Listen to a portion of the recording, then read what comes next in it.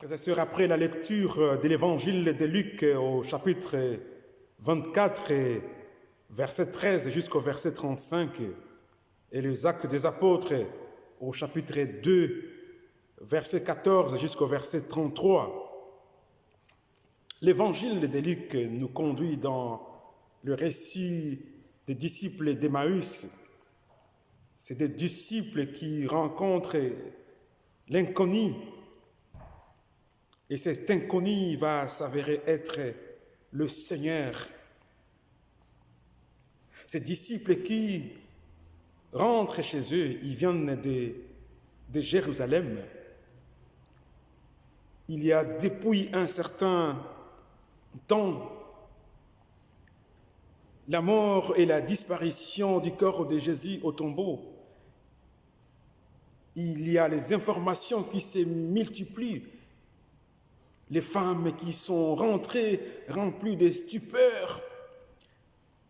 Les disciples qui sont arrivés au tombeau vide. Les questionnements continuent à hanter ces disciples par le fait que personne n'a vu ni Jésus ni son corps. Alors ces deux disciples se rendent à Emmaüs et s'éloignent de Jérusalem. Peut-être ils y avaient leur demeure.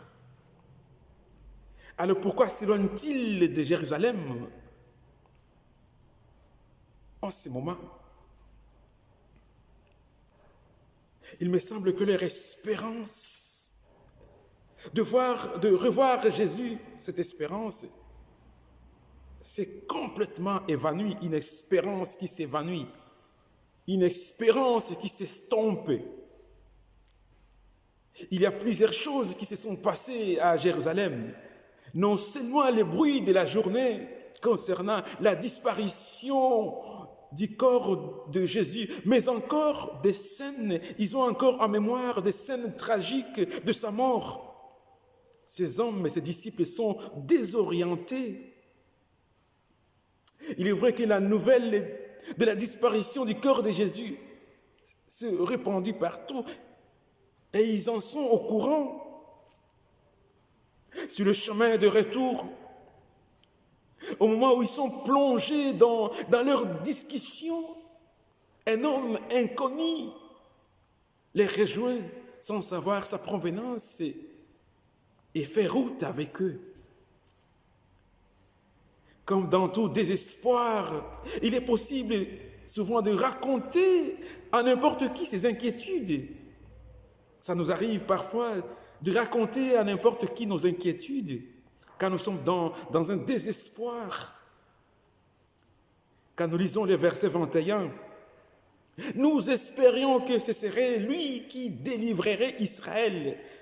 Mais avec tout cela, voici le 3e jour que ces événements se sont produits. Nous espérions que quand ce verbe est renvoyé au passé, il évince tout espoir, il renvoie tout espoir au passé. Nous espérions que, autrement dit, le fait qu'il était un prophète puissant en œuvre et en parole devant Dieu et devant tous les peuples, quelque chose devrait se passer le 3e jour. Une manifestation glorieuse de Dieu devrait se déclencher, mais rien ne se passe. Et en plus de raconter leur inquiétude à cet étranger, ils ne s'interrogent même pas de son identité. L'évangéliste Luc nous dit que leurs yeux sont empêchés de reconnaître Jésus. Comment cela est-il possible de ne pas reconnaître Jésus? C'est tout simplement parce que Jésus est maintenant entré dans sa condition nouvelle de ressuscité. Par conséquent, il n'est plus reconnaissable par les yeux de la chair. Il n'est plus reconnaissable par les yeux de la chair.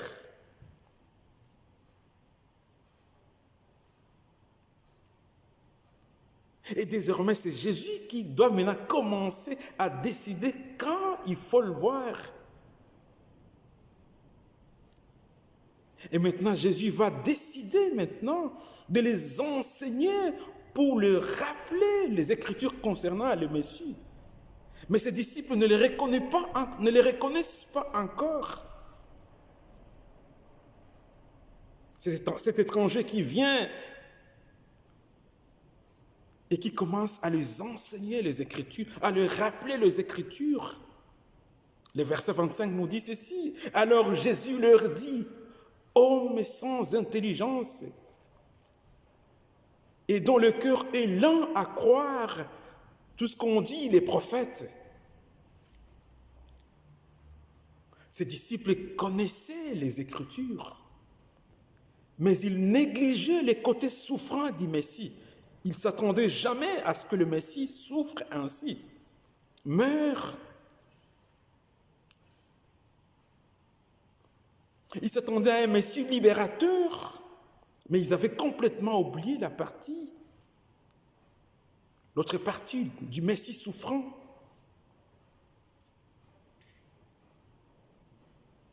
Frères et sœurs, Jésus, avant de se révéler, il va d'abord faire comprendre à ses disciples ce qu'on appelle la préfiguration du Messie. Le Messie d'Israël a été préfiguré dans la loi, les prophètes et les écrits. Toutes ces écritures n'ont que les fils conducteurs ou les filigranes, l'arrivée du Messie, les sauveurs. C'est ce que Pierre, l'apôtre Pierre, va faire aussi dans son long discours de proclamation du ressuscité dans le chapitre 2 du livre des Actes. L'apôtre Pierre va faire une application frappante des prophètes de l'Ancien Testament, en affirmant aussi cette préfiguration du Messie dans les Écritures. Frères et sœurs, mais l'intelligence de ces disciples n'est pas encore ouverte. Ces disciples d'Emmaüs, leur intelligence n'est pas encore ouverte à l'intelligence divine. Ces disciples ne sont pas encore disponibles à se soumettre entièrement au nom de Jésus dans l'accomplissement de la volonté de Dieu. Ces disciples ont du mal à saisir la quintessence de la résurrection. Le regard intérieur, celui de la foi, n'est pas encore éveillé. Frères et sœurs, l'intelligence humaine se trouve dans l'incapacité de comprendre la résurrection. Le mode d'existence de Jésus n'est plus le même. Les disciples n'ont plus la même mise sur sa présence réelle. Ces anciennes relations ordinaires avec eux ne seront plus reprises parce qu'il sera désormais sous une autre forme de communion. Jésus est avec nous sous une autre forme de communion. Je dirais qu'il y a une rupture avec sa condition terrestre antérieure. Par conséquent, sur le chemin de chaque jour, sur le chemin de chaque personne, il est important de se mettre dans l'ouverture, dans l'inattendu du Christ, dans l'inattendu de Dieu.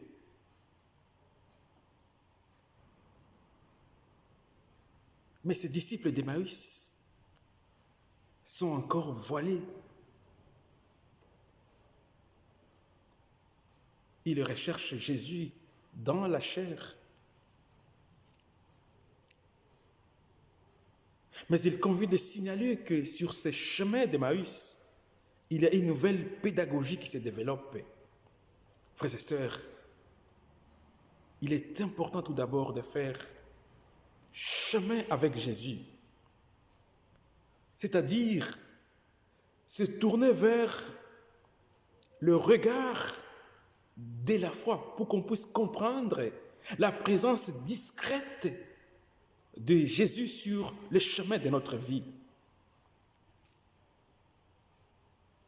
Il arrive que la multiplicité de nos problèmes et déceptions nous fait oublier la présence du Christ à nos côtés.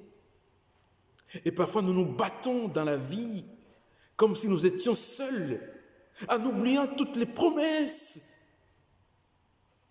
de Dieu d'être avec nous dans nos joies, nos faiblesses, nos fragilités, nos maladies, même pendant nos deuils. Pourtant, les signes et les traces de sa présence sont nombreux dans notre vie. Mais nous ne savons pas les voir. Dieu nous rejoint souvent au creux de nos désespérances, de nos interrogations et de nos peines.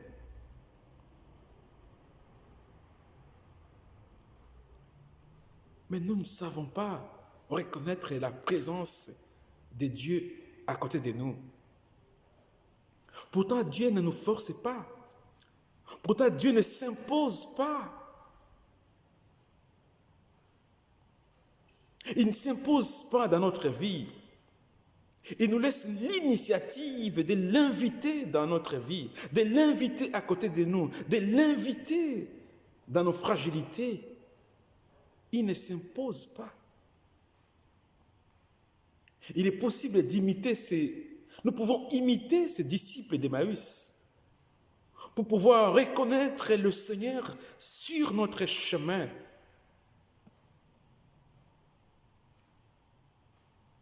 Et qu'avaient fait ces disciples d'Emmaüs? Ils ont juste offert au Seigneur l'hospitalité. Offrir l'hospitalité. Ici, le Seigneur semblait résolu à poursuivre sa route. Mais ses disciples l'ont retenu. Et lorsqu'ils sont arrivés au terme de leur voyage, ils lui ont dit: reste avec nous car les jours tombent.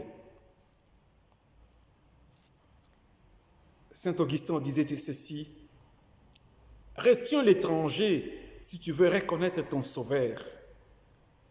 L'hospitalité de ses disciples d'Emmaüs leur a rendu ce que les doutes leur avaient pris.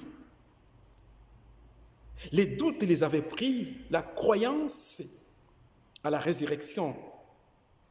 Les doutes les avaient pris la reconnaissance de Jésus, le ressuscité. Frères et sœurs, quand les doutes et les préjugés nous envahissent, l'hospitalité peut nous en libérer.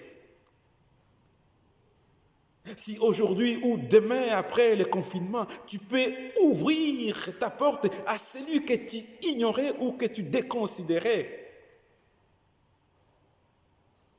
peut-être que cette personne peut se révéler être une personne merveilleuse. L'hospitalité.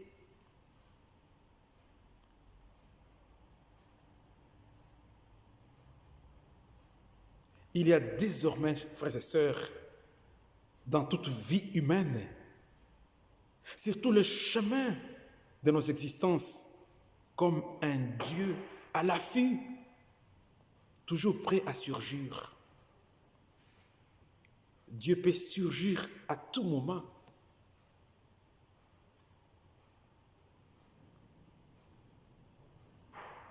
Frères et sœurs, les yeux de ces disciples ne sont pas restés voilés.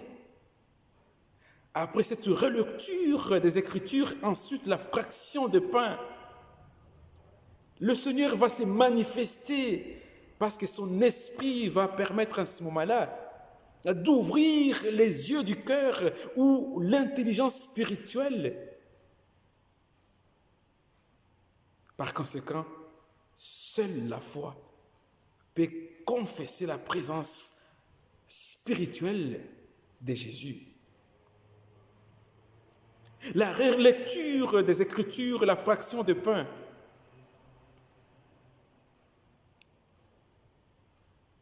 les a ouverts le regard intérieur de la foi pour qu'ils puissent reconnaître le Seigneur. Frères et sœurs, l'évangile d'aujourd'hui nous permet de comprendre la façon dont nous devons chercher le Seigneur. Il est important que nous apprenions où chercher le Seigneur, où le posséder, où le reconnaître. Nous ne pouvons accéder à la personne du Christ que si l'on renonce à le voir, à le toucher, à l'enfermer dans nos limites humaines, dans nos illusions, dans nos fantasmes. Ce n'est que par la foi qu'il est possible de l'atteindre. Frères et sœurs, quand notre regard se conforme à la lumière des Écritures et nous sommes dans l'ouverture, dans l'accueil du prochain et dans l'inattendu de Dieu, et enfin quand nous sommes dans la communion spirituelle et la fraction de pain, quand nous sommes dans l'essentiel de la foi, cette foi qui est capable d'accepter, de partager l'itinéraire du Christ, capable de témoigner le Christ ressuscité. Parce que nous avons du mal à partager l'itinéraire complet de Jésus.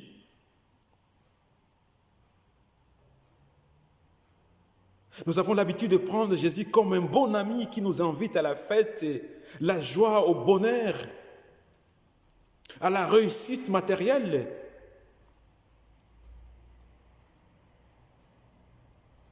Mais nous oublions qu'il est celui qui a souffert aussi sur la croix pour nous et qui est présent dans nos souffrances. Il est présent dans nos confinements. Il est présent dans nos solitudes. Il est présent dans nos afflictions. Peut-être que nous ne pouvons pas les voir avec nos yeux de la chair. Mais l'invisible de la présence ne signifie pas une absence. La foi reconnaît le Christ comme compagnon des routes, vrai chemin de vie. Peut-être que vous n'avez pas encore reconnu les compagnons divins, ou vous n'êtes pas sûr de discerner sa voix.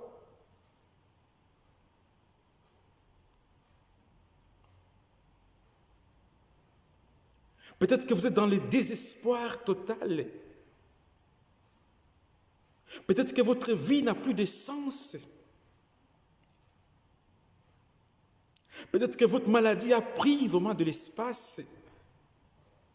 Peut-être que votre souffrance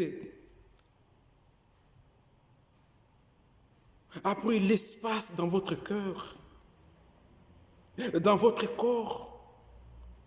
Vous êtes dans le désespoir total.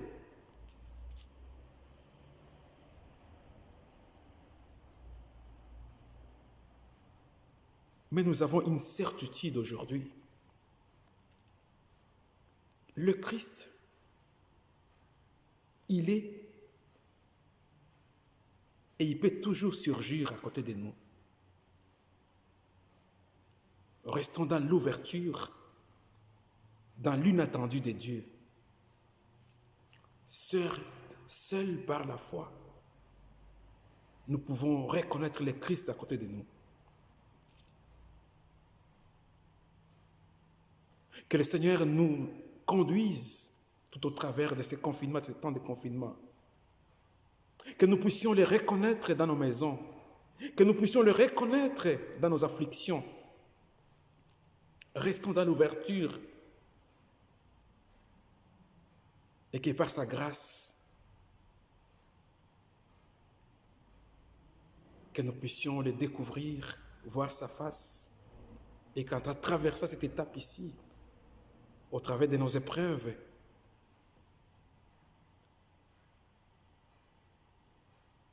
que nous puissions voir sa manifestation glorieuse dans nos existences et que nos vies prennent un nouveau sens et que nous puissions enfin témoigner c'est Dieu en Christ. Que le Seigneur vous bénisse.